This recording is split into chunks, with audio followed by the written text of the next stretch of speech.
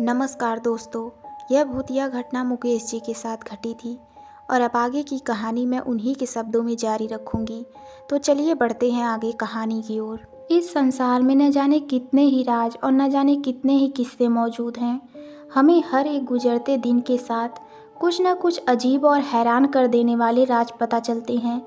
आने वाले मोड़ पर हमें क्या दिख जाए इसकी हम कल्पना भी नहीं कर सकते।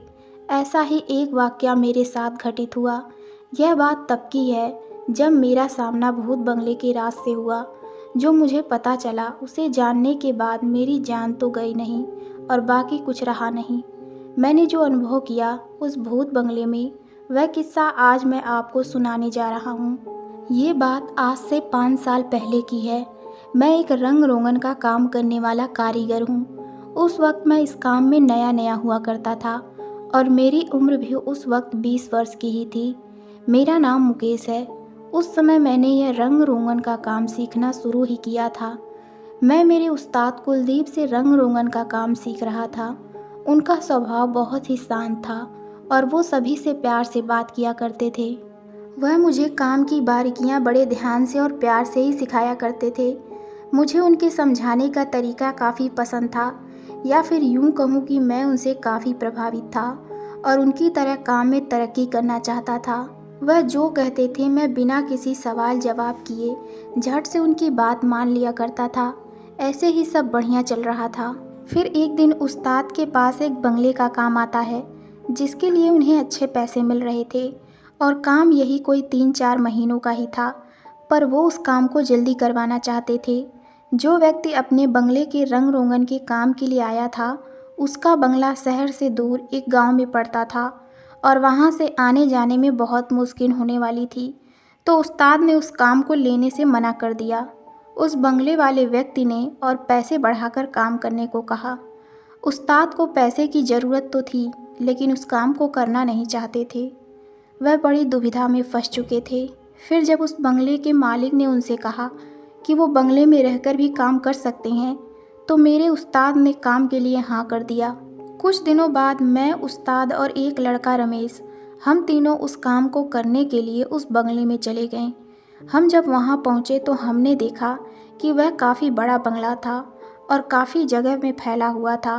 वह घर 3 मंजिली था और उसके सामने एक बड़ा सा लॉन भी था। उस बंगले के बड़े से मेन गेट के सामने एक चौकीदार बैठा हुआ था।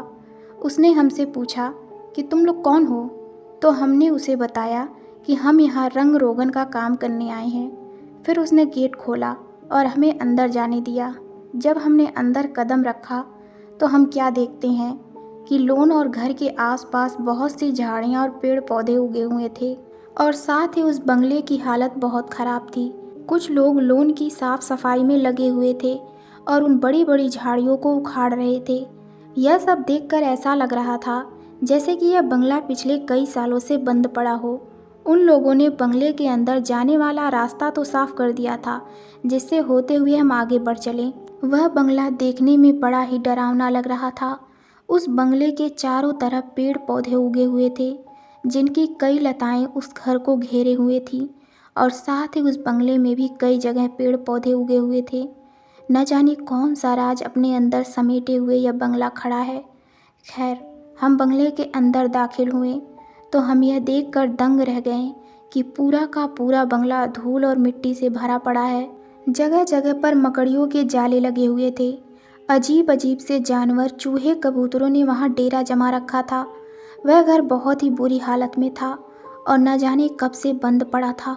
हमने आसपास देखा और एक ढंग का कमरा देख उसे साफ किया और अपना सारा सामान उसके अंदर रख दिया। जब मैंने उस्ताद से पूछा कि ये कितने सालों से बंद पड़ा होगा तो उस्ताद ने कहा कि पता नहीं, हमें क्या लेना ये जानकर कि ये कब से बंद पड़ा है। हमें तो जल्दी से काम ख़त्म कर बस यहाँ से वापस जाना है। फिर हमने कुछ खाना पानी किया और पूरा बंगला अच्छी तरह से छान मारा। पूरा बंगला खाली पड़ा था, कहीं भी कुछ भी रखा था। ऐसा लग रहा था जैसे कि जल्दीबाजी में घर खाली किया गया हो। हमने लाइट का इंतज़ाम किया, बल्ब वगैरह लगाएं ताकि रात को कोई दिक्कत का सामना ना करना पड़े। सबसे पहले हमें पूरे घर की साफ़ सफाई करनी थी तो हमने सबसे ऊपर वाली मंजिल से शुरुआत करने का फ़ैसला किया और फिर धीरे धीरे सफाई करते हुए नीचे आने का सोचा। शाम को हम सभी जल्दी ही खाना खाकर सो गए, क्योंकि अगले दिन सुबह जल्दी उठकर हमें काम पर लगना था। सुबह मेरी नींद जल्दी ही खुल गई, क्योंकि मुझे नई जगह पर ठीक से नींद नहीं आती। मैं लगभग सुबह 5 बजे उठ गया था। मैंने पास में ही रखा जग उठाया और पानी पीने के बाद फ्रेश होने चला गया। जब मैं वापस आया तब तक रमेश और उस्ताद भी जग चुके थे। रमेश चाय बना रहा था तो उस्ताद बाहर लॉन में खड़े थे।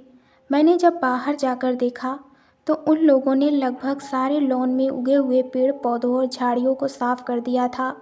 उस्ताद बोले, अब कुछ ठीक लग रहा है। तभी रमेश ने चाय पीने के लिए आवाज़ लगाई और हम वापस अंदर गए। चाय पीते हुए रमेश ने कहा, कितना बढ़िया बंगला है, फिर भी इसकी क्या हालत बना रखी है। मेरा ऐसा बंगला होता तो मैं कभी इसे गंदा नहीं होने देता, इसको चमका कर रखता। उसकी बात सुन हमें हंसी आ गई। उस्ताद ने कहा, जल्दी से चाय ख़त्म करो, फिर हमें काम पर भी लगना है। इसके बाद हम चाय ख़त्म कर उस बंगले की साफ़ सफाई में लग गए। सबसे पहले धूल मिट्टी और जो जाले वगैरह लगे थे, हमें उनको साफ़ करना था। हमने सबसे पहले एक कमरा साफ़ किया और वहाँ काम करना शुरू किया। मैं और उस्ताद उस कमरे में रंग रोगन करने लगे और रमेश को अगला कमरा साफ़ करने में लगा दिया। अब धीरे धीरे काम अपनी रफ्तार पकड़ रहा था। हमने शाम तक एक कमरे पर वाल पुट्टी और प्राइमर दीवार पर लगा दिया। अब बस उस पर पेंट करना बाकी था। शाम हो चुकी थी और हमें अपने लिए खाना भी बनाना था, तो हमने जल्दी ही काम छोड़ दिया। रमेश सब्जी छील रहा था और वहीं उस्ताद नहाने को चले गए थे, जबकि मैं आटे को गूंथ रहा था। खाना बनाने के बाद रमेश और मैं भी नहाकर आ गए। खाना खाकर हम सो गए और अगली सुबह जल्दी ही उस्ताद ने उठा दिया। मैं उठा और चाय बनाने लगा। हमने चाय पीकर ख़त्म ही की थी कि हमें बाहर से किसी के बोलने की आवाज़ आने लगी। हम सभी बाहर गए तो हमने देखा कि कुछ लोग बाहर जमा हो रखे हैं। वह गांव के ही कुछ लोग थे और वह वॉचमैन से इस बंगले के बारे में पूछ रहे थे कि किसने यहाँ साफ़ सफाई करवाई, किसने यह बंगला खरीदा है। यह हल्ला होता देख हम सभी बाहर चले गए।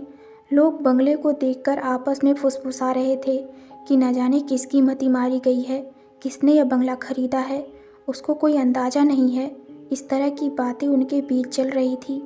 फिर उनमें से एक व्यक्ति हमारे पास आया और बोला, सब ठीक तो है, तुम्हें कुछ अजीब दिखा या एहसास हुआ? उस्ताद हैरानी के साथ उसे देख रहे थे। उन्हें कुछ भी समझ नहीं आ रहा था कि ये किस बारे में बात कर रहा है। उस्ताद ने कहा, नहीं, हमें तो कुछ अजीब नहीं दिखा यहाँ। वह व्यक्ति सोच में पड़ गया और कुछ सोचकर बोला, चलो ठीक है, मैं चलता हूँ, और हाँ, ज़रा ध्यान से रहना यहाँ। इतना कहकर वो वहाँ से चला गया और साथ में ही बाकी लोग भी चले गए। हम तीनों एक दूसरे को देख रहे थे और पूरे मामले को समझने की कोशिश कर रहे थे। हमने वॉचमैन से पूछा कि आखिर यह किस बारे में बात कर रहे थे, तो वॉचमैन ने कहा, कुछ नहीं, यह बंगला काफ़ी दिनों से बंद पड़ा था, तो बस ऐसे ही लोग बातें बनाने लगते हैं। आप चिंता मत करो, सब ठीक है। वॉचमैन की बातों से लग रहा था जैसे कि वह ज़रूर कुछ न कुछ छुपा रहा है। वह ज़रूर कुछ जानता है पर हमें बताना नहीं चाहता। इस बंगले का ज़रूर कोई राज है। हम तीनों अंदर आ गए और आपस में इस बारे में बात करने लगे कि आखिर इस बंगले के पीछे क्या कहानी है, क्यों ये इस हाल में पड़ा है।